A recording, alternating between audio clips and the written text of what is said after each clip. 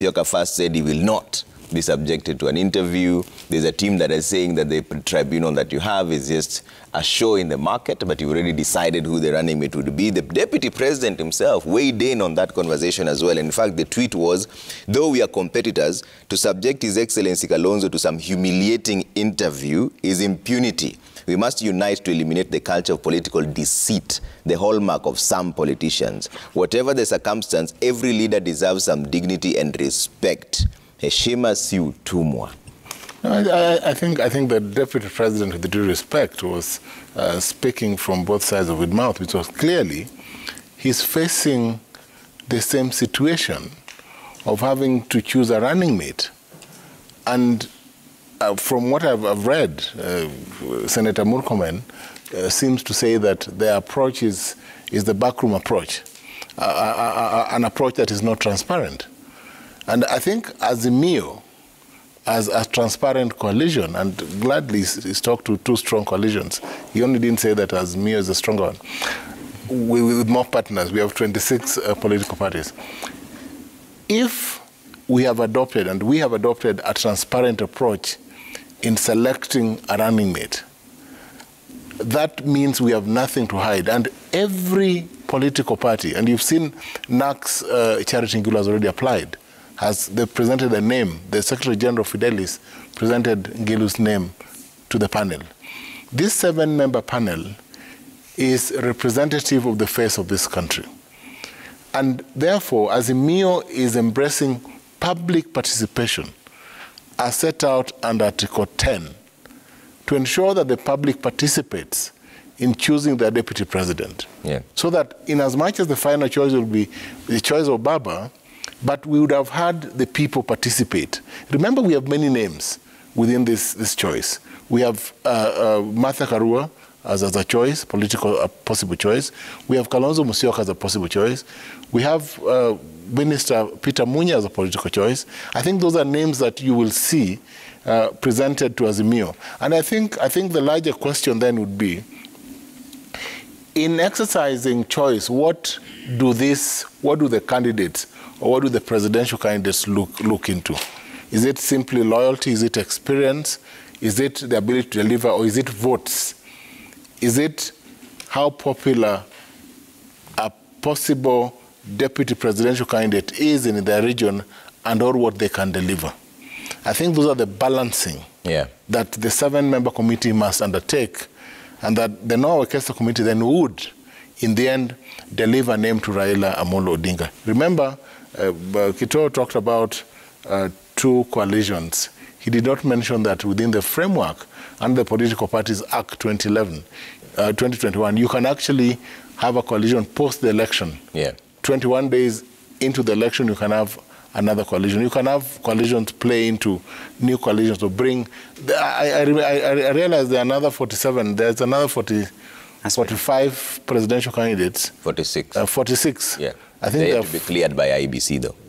It's a set of people that I've never known in my life. Yeah. But they're running for president. So I'm sure they'll go into some spaces, some political spaces, because I'm sure we only have 2 solid coalitions with a third individual. So my point is this, that there's the mere framework of choice is the best framework because it allows public participation of Kenyans into this process. It also allows individuals to make choices. His Excellency Deputy President Ruto cannot, from the Kenya Kwanza coalition, purport to support Kalonzo in the Azimio coalition or speak to questions in another coalition. I think he's spoiling for Kalonzo Musyoka. He's spoiling for him. There's an front page of the Standard now. They say Professor Kithure Kindiki has been picked, the man said to be Ruto's deputy. Is this something that you discussed within your circles? Let me first just comment quickly on what you started with on this debate. On that comment, whether would or is a public interview, for example, of people of Kalonzo Musyoka's stature, would it amount to a humiliation? and I think Trevor, a few things we have to put as you know, out across as factual. I think indeed, if you if you look at somebody like Kalonzo Musyoka's record, Yeah.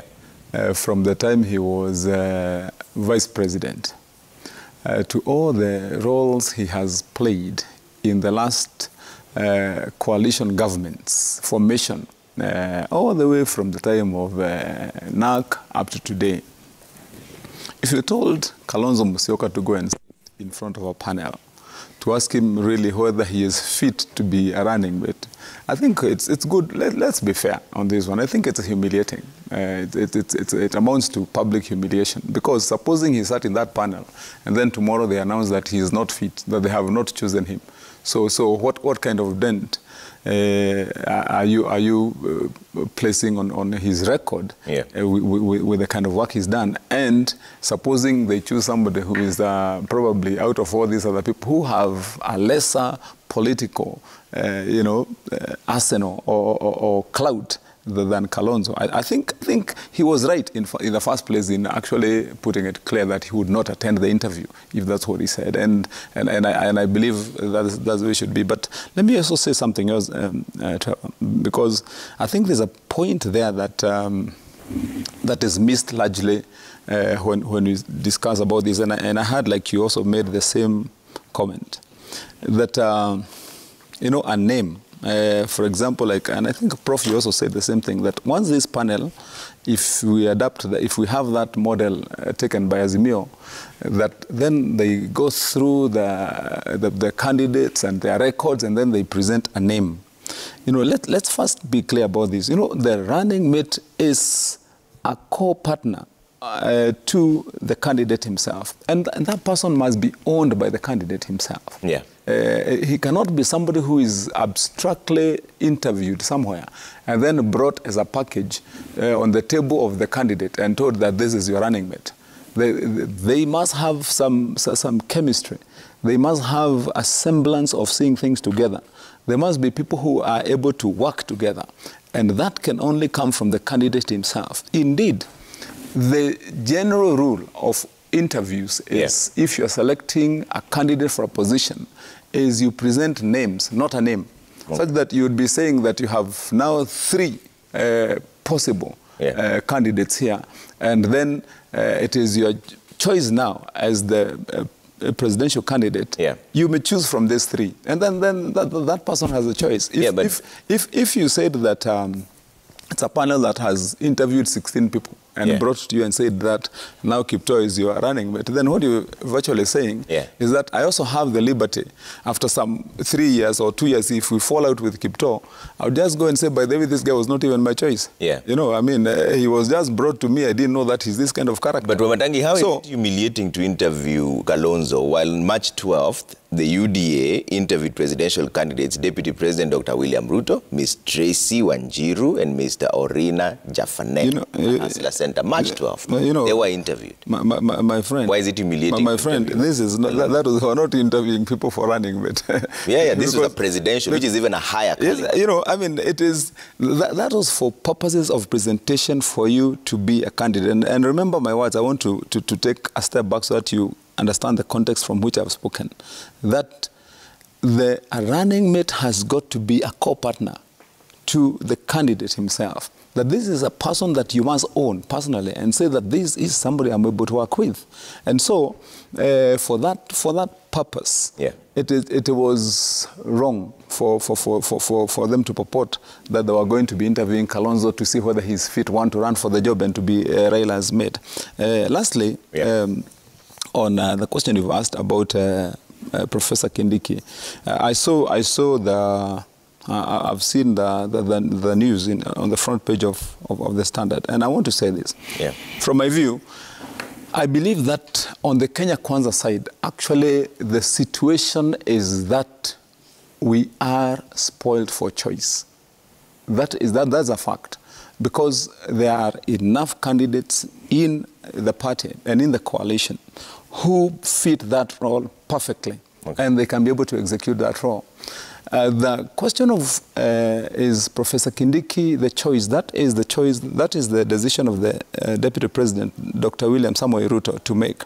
But I want to say that amongst all those candidates, the galaxy of them from, Gachagua, Waiguru, J.B. Muturi, Kithure Kindiki, Ndindi Nyoro, Kimani Wamatangi, all those people have the credentials. Yeah. But I also want to say that I think Professor Kithure Kindiki is also a guy, if he was to be chosen, yeah, he's a man with the capacity, okay, to be able to execute that role. All right. If J.B. Muturi was chosen, he has the capacity. If it was Ndindi Nyoro, if it was Rigathi Gachagua, they all have the capacity. That decision will be made by the Deputy President when he announces who his running mate is after that process. Okay. I believe any of those people will be as good as any one of them. Yeah. Now, lastly, let me say this, Trevor, that I can't wait for the time when all this is over, because one thing that I know is that when this is settled, a bigger contest is awaiting. Yeah. And this is the contest I want to be part of, whereby we will put to test the manifesto and the plan of the Kenya Kwanza coalition to transform this country. Okay. And one that has been rolled out and happens, this is when this nation will realize that a lot is being said behind the scenes, but the practical, true, real scenario is when now we get that opportunity to show what do you stand for as a coalition, what are you able to do. And I believe within the Kenya Kwanza coalition, the mindset, the preparation, the framework, the intention is going to prove to this country that for once and for all, that this country can make a 360-degree turn and ensure that those people that require to be the focus of any country that intends to transform itself to a higher level is what the Kenya Kwanza coalition is carrying out, and that is focusing on those that are the masses who are below the average. Kipto, what should these two principles keep in mind as they search for a running mate who will then help you foster an agenda for the nation and not a personality-driven running mate whose agenda is just pure loyalty? Now, I think with the advent of coalition politics, number two, since 2002, when it became abundantly clear that it is no longer possible for a single individual to run or to marshal votes alone or singularly. Since 2002, coming all the way to 2020, over this 20-year period, the role or the responsibility of a running mate or a deputy president or a vice president then has always evolved. There are two aspects of it. Before elections, you are looking for a partner, you're looking for a team player, you're looking for someone who can be a plus when it comes to looking for votes, when it comes to selling an agenda, but importantly, presenting a national outlook. Look at the impact of a running mate. Let me use the last two elections. If you look at 2013 and 2017, whatever the duopoly of the current president and the deputy president was a force on its own, politically speaking, because the deputy president could marshal his backyard comfortably, both 2013 and 2017. You come to the Raila side, in 2013 and 2017, you find Kalonzo was able to marshal both 2013 and 2017 Ukambani to the last person. So that aspect has proven that when it comes to choice of a running mate, you're first looking for someone who is a political asset. You're looking for someone who can deliver by virtue of either personality, by virtue of the political clout, but more importantly, the presence of this person in this joint ticket makes it easy for you to galvanize. Number two, which is more important, because leadership is about looking for the vote, convincing the masses, but post the elections, once you've been given the mandate, what follows through, which now becomes more critical, and the experience drawn from the relationship between the current president and the deputy president now comes into focus. The next step to consider for a running mate is you'll be looking for a partner who one agrees with the president's philosophy and leadership aspirations. Yeah. That has to be on the table. I think one of the departure between the president and the deputy president in the second term boils down to the agenda, because I think in the first Jubilee administration, it was abundantly clear that Jubilee went for brick and mortar, they went for flashy projects, but there was a problem of the same being felt by the common mananchi. Yeah. And that is why you see the disparity of the two ideologies. While the president continued with the trickle-down aspect, the deputy president is solely convinced that the future of the country lies with the issue of bottom-up, whereby we have to look or we have to consider the masses at the expense of the center. Yeah. So that case scenario presents a problem. If you have two different philosophies and yet you're supposed to be a joint ticket, it becomes a problem. So I think for the two presidential candidates, the next step on governance will be you're looking for a running mate who can be able to complement. Yeah. You're looking for a running mate who can bring synergy, but more importantly, you're looking for a running mate that in case of any eventuality, you are sure that they can always fit in. Okay. And I'm inclined to believe that the reason why you see the push and pull in Azimio is because they have several centers of power. Azimio is a plethora of so many parties and so many individuals with competing interests that I don't think even whoever they pick will guarantee or will fix or will put what I'm offering. Kenya Kwanza has the advantage, and that's why you see the choice of running mate within Kenya Kwanza is not spilling out in the public, and they seem to be calmness in the process, because for the last 4.5 years, all these people you see being touted as possible running mates to the deputy president have been with him, except maybe for the National Assembly Speaker, Justin Muturi, who came the other day. All the other people being mentioned, from Ndindi Njoro to Alice Wahome to Rigathi Gachagua to Kithure Kindiki, these have been people who've been with the deputy president across board. Yeah. That when it comes to selling an agenda, it will be very easy for these personalities to actually explain themselves when it comes to bottom up. But importantly, if given an opportunity, once they assume power, there will be no need for team building, because these are one and the same people. Okay. So my proposition would be, let us now look at a running mate away from just a helper. And I want county governments to borrow the same. Yeah. The biggest challenge relies also with the county governments, where the deputy governors are basically flowers. They're just there to be seen and basically maybe for regional balancing. Yeah. I would wish we borrow from the national sphere, because at the national level, a running mate is almost like a co-president. Okay. And for the last 10 years, the impact and the input of the deputy president in his first term when he was, and in the second term where he was sidelined, you can see the difference. All right, I have to give you just a minute each for closing remarks. Prof, 96 days to the polls. What should Kenyans keep in mind to ensure that it is a peaceful election, and also, whatever the result, it is accepted by the people and they pick the right people?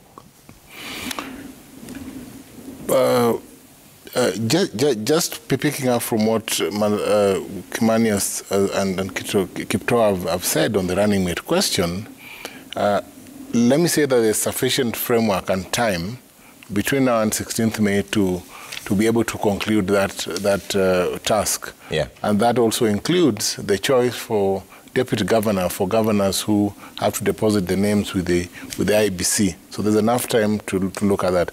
I believe, and perhaps in consonance with what Ketoa said, that the choices for running mate, and this dictates what will come in the election, should be individuals who are able to sync with the principles, the president herein, and also the governor for those running for gubernatorial positions. Now then we will forestall conflict ahead of the election. Yeah. And for any coalition to work in the Azimio coalition framework, I am sure the running mate will be one who will reflect the true aspirations of the Azimio coalition, who will work in sync with Raila Amolo Odinga, and who will deliver the seat, the presidential seat, eventually, of course, the big prize that must be delivered and that shall be delivered when Raila Amolo wins on the 9th of August. I think going forward, what I would want to see is a peaceful period of campaigns, peaceful elections, and so that there's a clear winner. And eventually, I'm sure that Wamatangi's UDA will concede, and this country can run on a new framework.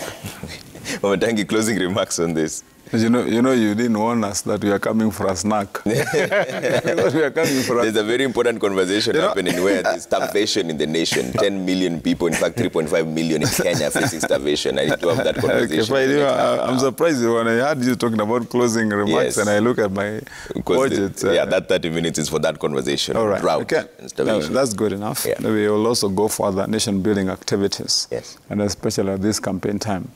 You know, in our side of the coalition, I want to assure my good friend and incoming Senator for Kisumu that the conversation of whether we concede defeat or not has never been an issue because one, we are Democrats, number two, we mean well for this country, and number three, we have set out to win these elections without looking back because we know we have the right stuff, we have the right plan, we have, and by the way, Trevor, I'm not saying these things just as somebody who is speaking out because you belong to a certain coalition. We are doing serious work. And that is why you find that there are ongoing regional consultations on the economic well-being in forums that have been organized by the Kenya Kwanza Coalition in every region. So that even as we now culminate finally into the launching of the National Manifesto for the coalition, it is based on the true aspirations of those people and balancing and reflecting on indeed what is required by the Constitution, public participation, so that you can hear from the people what they want. And then you put it as part of your main plan to grow the country. And so, you know, on that discussion, ours has been single-focused, single-minded, that we will carry the plans and intentions of the people to our manifesto and roll it out. And that's why we have no doubt that we'll be winning the elections. And so, indeed, that question, I would say to my good friend, Professor Ojenda, it is reverse psychology, in my view, because that answer should be coming from his side of the coalition. Once we trounce them resoundingly in the coming elections, with all the force they're trying to build and dust they're blowing around and about themselves, then will they gracefully and graciously allow this country to move forward and say, yes, we lost and we live to fight for another day? Allow me to say on my part that I believe that, you know, because remember I'm a gubernatorial candidate for the county of Kiambu, that the same reflection and the same aspirations are carried. And I gave you a copy of my manifesto, Trevor, hoping that you are going to look at it and make it part of the discussion so that it can be a model of how county governments should be run post the two regimes we have had in the entire country in the two cycles of devolution. So that our incoming governors can know that it is very important that we also carry with us as we go into office a good plan, a good manifesto to transform your county into a well, healthy, prosperous county. Kipto? Okay, my final remarks would be that I think as a country we have a unique opportunity whereby for the first time, as I had mentioned, we are facing an election where we have two teams and two coalitions selling an agenda. And more importantly, we need to credit it to the Kenya Kwanza coalition. When the Deputy President set it out to vie for the presidency, he mentioned that we need to change. We need to overhaul our political playing, in the sense that we need candidature pegged on an agenda. And I'm happy that has been achieved. So that as we go to the election, a voter has a clear choice to make. He has to make a choice whether that, for example, ask himself or herself a question. Has it been working the past 50 years where everything has been run from the center? Can we look at the success story of the devolution story, whereby with the devolution of up to 15, 20 or 25% of our resources to the county governments, what have people been able to see? Can that even be better if you have a central government that has the mindset of taking everything down to the grassroots? Importantly, I want to echo what Senator Wamatangi and our incoming Governor Kiambu has mentioned, that what is so unique and so important is that this is the first time you are having a manifesto being prepared from from the grassroots. I need to credit Kenya Kwanza because I was personally part of the process for the Rift Valley caucus, whereby you have a presidential candidate not coming and loading over the people and telling the people that this is what I want to do for you, but rather he comes with a listening mindset. I saw the Azimio team also copying the same and trying to do regional. But this foundational politics whereby it is pegged on agenda and how we are able to give the people the decision to make makes it easy. Lastly, I would wish to ask that what is absent is goodwill. Okay. When you have up to 40 presidential candidates appearing in the ballot, I think that is almost like a scheme to mostly either interfere or to make it impossible for the voter to choose. Okay. I would ask that if indeed that we mean well for the country, let us reduce it to a two-man contest between the president, Raila and deputy president, realistically speaking. Because giving a voter a booklet of 40 pages, and the worst bit, if you look at the analysis that came yesterday, if one presidential candidate dies, we postpone the election. Okay. So that gives a lot of questions to ask. But I want to sincerely ask our voters, we being part of it, that we conduct a peaceful election. Okay. Let us be a beacon of Africa that we can do election, a winner is declared, and a system is set in place. All right. Thank you very much. Joshua Kipto, thank you so much for coming in. Nandi County Assembly Speaker, Professor Tom Ojienda, Senior Counsel and Kisumu Senate Aspirant as well, and Kimani Wamatangi, Kiambu Senator and Kiambu Governor Aspirant. Thank you so much for speaking to us. Next, we're having a conversation with the Kenya Red Cross. More than 10 million people are facing hunger and starvation and drought in different parts of the country. 3.5 million in Kenya alone. It is a crisis that nobody is talking about. We'll find out the magnitude of it.